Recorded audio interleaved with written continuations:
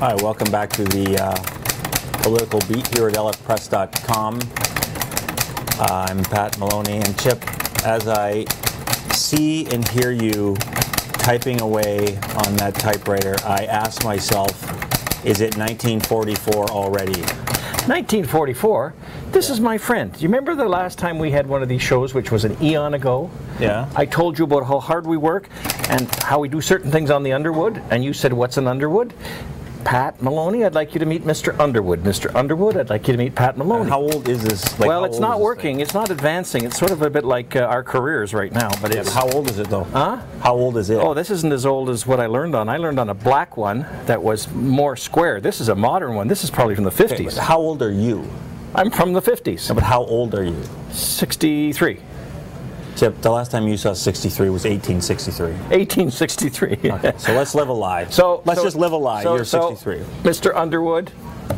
Yeah, all right, looks real. Maybe could you say hello to him? Yeah, maybe you could file a story this month. Then I'll love the Underwood. Okay, well listen, I'll get back to work here, and doesn't work anyway.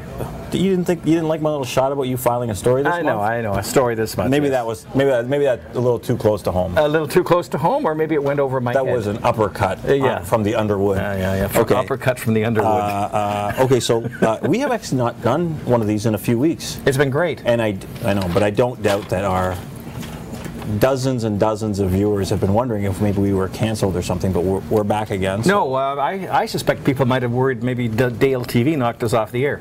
Oh, like in the ratings war? Yes, the ratings war that you insist that we don't have. Yeah, but I must say that I got exactly 0 emails from people asking whatever happened to the Political Beat. So same with me. Yeah, so I'm glad we're back though. But we are back. So and we have a lot to talk about. So let's start with this one. A good councillor from Ward 4, Stephen Orser, while you were at a committee meeting, made some comments that essentially the Fontana 8, which was a term he coined in a story I published in 2010, is no more, and the tax freeze is a goner also, which I guess we sort of knew. Your thoughts on that? Well, he said it in the context that he was sort of biting his lip and agreeing with Joni Beckler on something, whereas Councillor Orser was very clearly in the camp of the mayor, and Councillor Beckler has been not in the camp of the mayor for the most part. And he said, quote, "There's no more 0% culture on this council, and there's no Fontana 8 at all. Neither of these are existing at all." So this is apparently the new reality, according to Mr. Orser. This is the disintegration of what had been the identity of this council for 2 years, in my opinion. If what he says is true. Not that he's not telling the truth, but I mean, if it bears out, to be seen, if it bears out. But then I ask myself, and I ask you, and I ask our fair viewers, what is this council all about now? They say they're about jobs, but I'm going to be very cynical and say that's lip service. They had been about a tax freeze. That party's over. There was the 8-7 split that really defined it, and I do believe that that's crumbling. There's absolutely nothing of any major import on the front burner. Even all these jobs. But on the front burner, that's not on the front burner. Well, they would have you believe it is. Yes, that's right. But what is this council about? What is this like for the next 2 years? What is it? I don't know. I don't know. I think that's an interesting point. It's 15 people that are supposed to be leading our city, and is it possible? Is it possible that maybe people are thinking, fall of 2014, need to get reelected? What's that councillor's name? Beckler? People seem to really respect her. Maybe I'm going to cozy up to her a little bit more and see if I can't have some of her glow rub off on me going into the election. Or that Orser fella seems like a bright young man. Well, he's going to, I mean, it could be. I don't see anybody beating Orser. I really don't. Well, no, I'm being serious. No, I don't but see that in terms of people looking ahead, a lot of people, unfortunately, at election time, an awful lot of people just vote based on name recognition, and they don't remember why. Or particularly at the municipal level. And we see that too often at the local level, quite frankly. Well, you and I have already seen a Fontana 8 member disavowing their membership and starting to distance themselves and give the mayor the Heisman Trophy. But you'll forgive me. I'll believe it when I see it. Me too. And I have not seen it, and I did not see it. But I think interesting comments by Councillor Orser, and sometimes he says some stuff that really gives you a big picture view of things. And I thought it was fascinating. Okay, let's talk about Ward 2 Councillor Bill Armstrong. I will let you explain to people what exactly is afoot with Bill.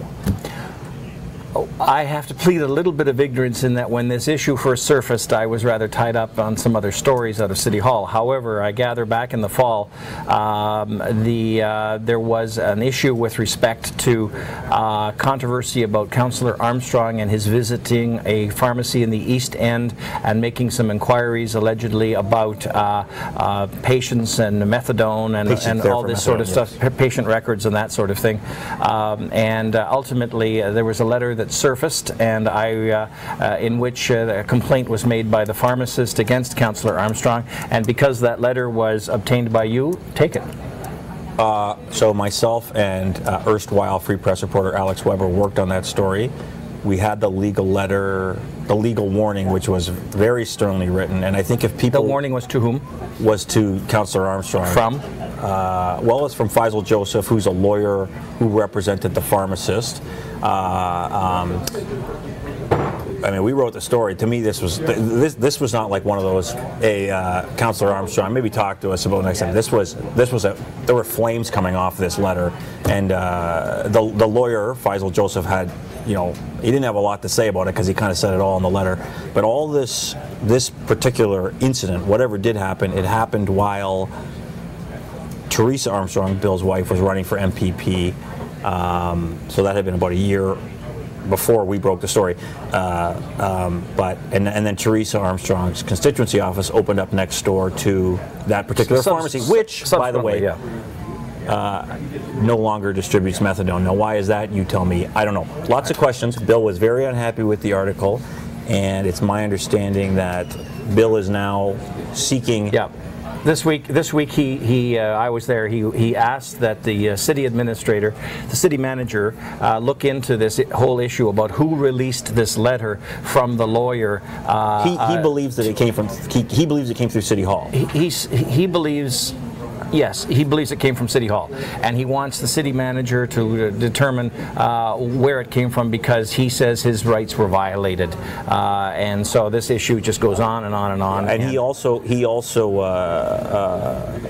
argued at the time to me that this letter was protected by solicitor-client privilege, to which I said, Faisal Joseph is not your solicitor, so there is no privilege. And he also seems to think that you should be saying exactly who and where you got it from, right. And I've tried to explain to him fruitlessly that reporters do not disclose their sources. Did he say that Pat should do the right thing? Yes, the moral thing. And I will do the right thing by absolutely, unequivocally never saying where the letter came from. Not in a million years, not for $1 million. You could go to jail, Make my career. Then I could get this show all to myself. That's right. Wouldn't that be perfect? Well, who would be your co-host? Who would you pick as a co-host if I went to jail? I could use any sort of inflatable person. It would work just as well. Yeah, you could probably just get like any monkey. Any monkey. Yes. What about Belanger? Would you put Belanger in here? I'd love to have Belanger. I'd love to have Joe Belanger over here.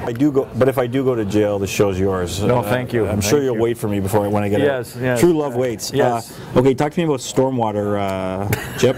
Do you really want me to talk to you about stormwater? No, but you wanted to talk about it. No, I didn't want to talk about it. I think let's skip it. It's boring. No, it's not. It's not. Could be quite interesting, because the city wants to charge vacant lots for stormwater services, to charge them a levy that they don't pay now. If I have a vacant lot next door to my house and I'm planning to build on it someday, but it doesn't have a fire hydrant, I'm now going to have to start paying for this. A developer that has a whole bunch of lots out in a subdivision that aren't developed yet is going to have to pay the stormwater surcharge, because the thinking is when rainfall comes down like we're having out there right now, it has to go somewhere and it has to be handled by the city. So they say, in fairness, those charges are coming. That could be a hot issue somewhere down the road. Sorry, I passed out while you were talking. Okay. Pay raise. Yeah. That happened at a committee that you were at also. Go on. That's right. That happened at the committee I was at. They were recommending the pay raise of 1.5% based on keying the salaries to the labor index. And the pay raise is for? Pay raise is 1.5% for 2013, retroactive to January 1st. Who's getting the pay raise? The mayor, members of council, members who are appointed to, citizens who are appointed to bodies or agencies that pay. So 1.5%. Interesting interestingly enough, City Hall inside and outside workers get 1.9% this year, and managers at City Hall, they don't get an across-the-board raise, but they're allowed to move up on the grids. So, and this is from a council that brought in a budget increase of 1.2%. So salaries are outpacing the rate of increase in the budget. Right. How long had it been since they got a raise? It's been several years, right? Yeah, a couple of years, I think. It's been a couple of years. And I think politically, I would submit it's the right time to do it, because last time that they had this discussion was on the eve of the 2010 election. Yep. So, I mean, which was crazy. And to reduce criticism, they are setting up a citizen review committee that's going to look at compensation and make some recommendations for beyond this year. So now I wonder if any members of council will discuss the need for full-time politicians at City Hall. I wonder if that will come up. That may become an issue. That's quite right. I don't have a problem with a little pay raise for the politicians. You know what I mean? I just don't. You do? I wish I was getting 1.5%, don't you? Yeah, but it doesn't seem obscene. When you see police getting 3.3 or whatever they're getting. We're doing consistently good work, and we're not getting 1.5%. This council, is it doing consistently good work? No, I would agree with you there. I would, it's an ugly. Some of them work very hard, and other ones are just coasting. It's an ugly situation, because you have to vote on your own raise, and it's public, and guys like you and me are going to tee off on it, and I think that's totally fair. I'm just saying I'm not galled by it, because it's not as if they're getting. It's been a while since they had any sort of a raise. Well, the mayor's going to be making $104,000, which equates to about $130,000 when you figure the tax-free allowance, and why they have that, I'll never know. And council members are going up to about $34,000 per year, which equates to about $36,000. And I'm sorry, Chip, that's 1.5% for this year. Just for this year. So that's just a one-time raise. That's right. And so next year, election year, they're going to be relying on the citizen committee to be able to establish their compensation, so voters won't recall, oh, you just voted yourselves a raise this year, I'm not going to vote for you this year. So they distance themselves from that. And I do think that for the most part, you know what? I'm going to rephrase that. Some people on council aren't there for the money. Oh, no. I think they're increasingly. I'm noticing that the paycheck is important to some members of that council, and that's well. If you they put in some long hours, no question about it. But yeah, just the optics of it. Some do. You're quite right. Some don't even read the reports. The optics are not good, and also the reality that that's a. I mean, let's be frank here. Nancy Branscombe doesn't need $34,000 a year. She's there because she's interested in politics, right? She's interested in playing a role in the city. And I hate to single Nancy out, but you know, she doesn't need the money. Nope. I think there's people on that council for whom the job is a paycheck. Sure. And that's a bit galling to me. I like to think that people are on city council because they want to. But this is the council that set a target of 0% majority vote, and they're now voting themselves a raise of 1.5%. Well, that takes us back to the whole thing with Orser. That's right. The party's over on 0%. We'll see.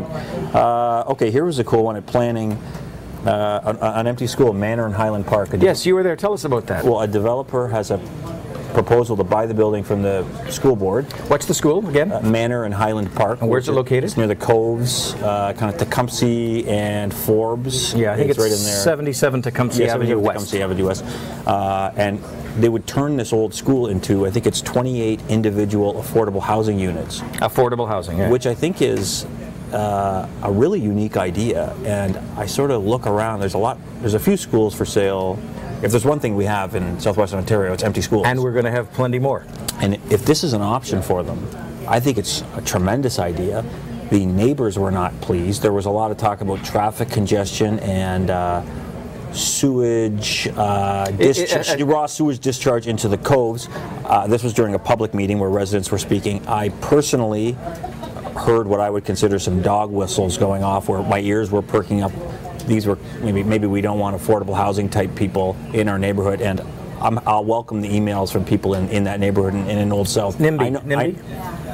Yeah, I know what I heard, and I know what was suggested. There was a lot of euphemisms being thrown around. Now that being said, there was a guy named Tom McClenaghan who is a real Coves advocate, and he's deeply, deeply concerned with the raw sewage that's discharged into it. And he's concerned, legitimately concerned, that this is going to... But they're going to address that, right? Yes, that increased density will address that. There's no evidence, the city engineers say, that site is the source of the discharge, but they're going to check it out anyway. Long story short, planning kind of is moving ahead with it, even though there's pretty much unanimous opposition from the neighbors. But I thought this is a great idea. Well, given the fact that the building was paid for by the public and they're able to repurpose it for another use and make it something, I mean, it'll go on the tax roll now. It was a school that didn't pay taxes before. Now it'll go on the tax roll because it's you know, a private building now.